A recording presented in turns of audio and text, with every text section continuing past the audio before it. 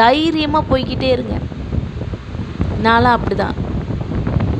நம்மளை புரிஞ்சிக்காதவங்க போயிட்டே இருக்கட்டும்.